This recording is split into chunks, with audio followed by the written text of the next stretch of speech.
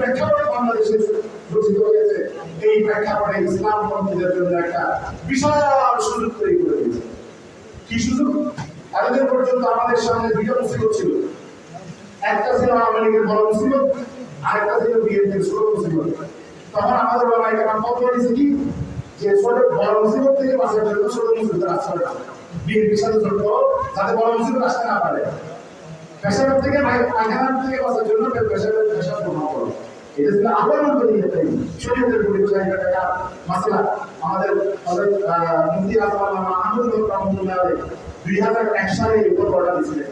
আর মুস্তাফিজ ছিলেন কি শাইখুল ইসলাম আজমাল্লাহ রহমাতুল্লাহ আলাইহি এবং মুফতি আমির আমার ফতোয়া দিয়েছেন যে উত্তর দিয়েছেন হযরত আল্লামা মুফতি আমিরুল ইসলাম রহমাতুল্লাহ আলাইহি আর মাওলানা মুফতি মুজাফফর সাহেব রহমাতুল্লাহ আলাইহি বড় বড় আকারেরা। কিন্তু এখন পরিস্থিতি, এখন আর বড় ছোট ছোট মাসলা নাই, এখন সব সমান।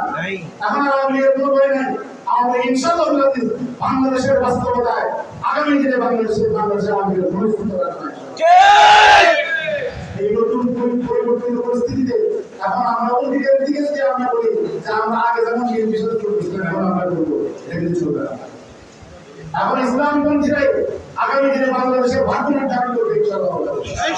এই প্রতিজ্ঞা আমাদেরকে গ্রহণ করতে হবে। বাসখালী থেকে আমরা দেখাই দেবো যে আর কোথাও দেখ আর না দেখ, আমরা বাসখালী থেকে ইসলামপন্থীদেরকে নির্বাচন করবো। কে হবে নির্বাচিত কে হবে তার থেকে হবে। আমি ব্যক্তিগতভাবে আমি প্রার্থী হওয়ার জন্য লড়াই করার উৎসাহিত নই, আমি আগ্রহী নই।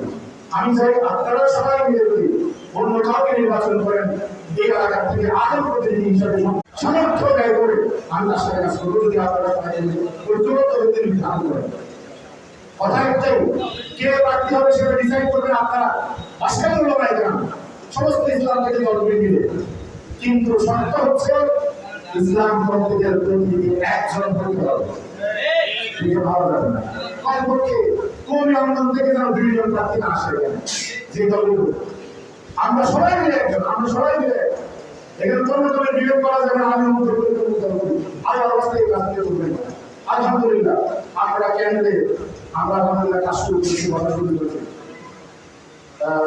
ইসলামী আন্দোলনের সর্বনের বিষয়গুলোর নেতৃত্বে ইসলামী আন্দোলন নিজাম ইসলাম ভাই, জমিয়তুল ইসলাম মামুনুল ভাই, বাংলাদেশ ইসলাম আন্দোলন এবং ডক্টর মোহাম্মদ বিদ্যালয়ের নেতৃত্বে এরা সবাই মিলে 5টা দল আমরা এক টেবিলে বসে আমরা সিদ্ধান্ত গ্রহণ করেছি আগামী ইলেকশনে এই 5টা দল সারা বাংলাদেশে একক প্রার্থী দিবে। সব আসনে প্রার্থীর একটা আরো দিতে হবে। এরপরে আমরা সিদ্ধান্ত গ্রহণ করবো, জামাত ইসলামের সাথে আলোচনা করবো। তাদের সাথে যদি আমাদের আলোচনা বলে তাহলে জামাত ইসলামী সহ নিয়ে আগামী ইলেকশনে আমরা সারা বাংলাদেশে একটা ইসলামের পক্ষে প্রার্থী হবে। আমাদের যে প্রার্থী হবে আমরা সারা বাংলাদেশে তাদের পক্ষে কাজ করবো এবং আমরা সত্যিকার অর্থে ইসলামী আন্দোলনের কর্মী হিসেবে আমাদের দায়িত্ব হচ্ছে যে আগামী দিনে কর্মী আমাদের আরেকজন থাকা না থাকে, আমার ডাকে আরেকজন আসুক না আসুক, আপনি মুসলমান হিসেবে ইন্ডিভিজুয়ালি ব্যক্তিগতভাবে প্রত্যেকে আপনি একজন মুসলমান হিসেবে আপনার দায়িত্ব হচ্ছে কেউ আসুক আর না আসুক, আমার কাজ হচ্ছে তার পক্ষে কাজ করা, ইসলামের পক্ষে কাজ করা, এই মুখলেস খালেদ দিন সম্পর্কে কাজ করা। অন্য কোনো দলের এমপি এই বাসায় আসতে হয় না, জামাত ইসলাম থেকে না অন্য কোনো দল নেজাম ইসলাম পার্টির এবং আমাদের ফ্যামিলি থেকে আমাদের পরিবার থেকে আমার বড় দাদা উনি যে ইলেকশন করছিলেন 1954 সালে যুক্তফ্রন্টে, উনি নেজাম ইসলাম পার্টির প্রার্থী ছিলেন। এর আগে উনি ব্রিটিশ আমলে কলকাতা অ্যাসেম্বলির মেম্বার ছিলেন, পুরো চট্টগ্রাম বিভাগের প্রতিনিধি ছিলেন। 1954 সালে উনি ইলেকশন করছিলেন নেজাম ইসলাম পার্টির ব্যানারে এবং 1962 সালে উনি আইয়ুব খানের মৌলিক গণতন্ত্রের অধীনে নির্বাচনকালীন সময় মৌলভী ফজল আহমদ সাহেবের বিরুদ্ধে উনি ইলেকশন করছিলেন। ওই সময় উনি আবার তখন নেজাম ইসলাম পার্টির মনোনয়ন প্রার্থী ছিলেন না, ওই সময় উনি ইন্তেকাল করেন। আরো এরপরে স্বাধীনতা যুদ্ধের পূর্বে যে ইলেকশন 1969 কে ইলেকশন, এই ইলেকশনে পুরো বাংলাদেশের চলছে একদিকে আর বাসখালীর মানুষের চলছে আরেকদিকে। ইসলামের পক্ষে পুরো বাংলাদেশের বিরুদ্ধে দাঁড়িয়ে বাসখালীর মানুষ প্রমাণ করেছে যে দুনিয়া একদিকে চলে যাক, আমরা ইসলামের পক্ষে আছি। এটাই হচ্ছে বাসখালীর।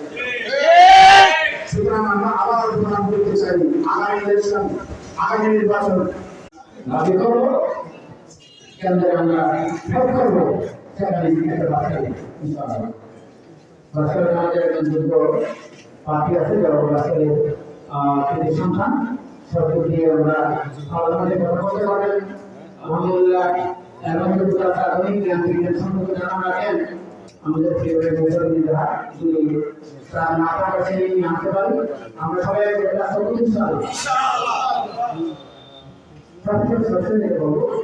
আমাদেরকে এই মুহূর্তে আমরা